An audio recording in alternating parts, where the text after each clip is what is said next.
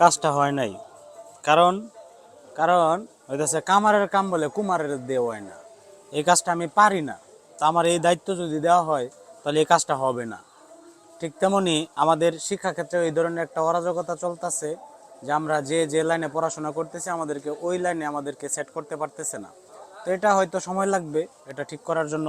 কিন্তু এই যে আজকে যে আমাদের মন্ত্রী পরিষদ গঠন হবে, মহান মন্ত্রী পরিষদ, এই মন্ত্রী পরিষদের উপরে ডিপেন্ড করবে কি ধরনের মন্ত্রী আমাদের সেট করা হয়েছে এবং কয়লা মন্ত্রী কি শিক্ষা মন্ত্রীর দায়িত্ব পাইতেছে কিনা।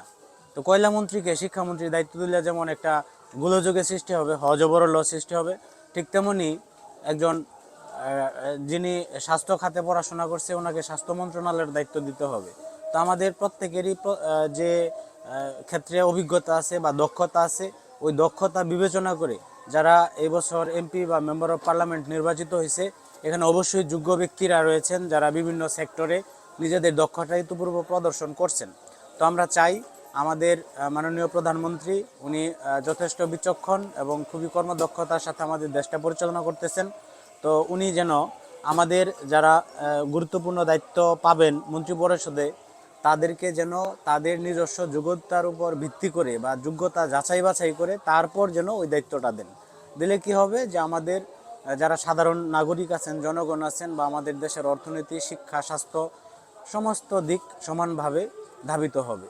তো এই বিষয়টাই যেমন আমি আসলে নরসুন্দরের কাজ আমি পারি না, তো আমাকে যদি এখানে বসাই দেওয়া হয় যে এই শিফটটা করে দেওয়ার জন্য, তো আমি যেমন এই যে আমাদের গ্রামীণ বাংলায় একটা কথা আছে, ছাউ কুত্তায় গু খাইলে যে অবস্থা হয় আর কি। মানে আমি একটা বাচ্চা এই লাইনে, আমার অভিজ্ঞতা একেবারে ক্ষীণ, ছোট, দুর্বল, তো আমারে দেওয়া হয়েছে আমি যেন এটা করে দিই। এই যে দেখেন আমি এটা মুছতেও পারি না, মুছার পরেও এই যে ফুললি হয় না। সুতরাং আমি যতই শিক্ষাগত যোগ্যতা সম্পন্ন হই না কেন এই ক্ষেত্রে কিন্তু আমি শিশু।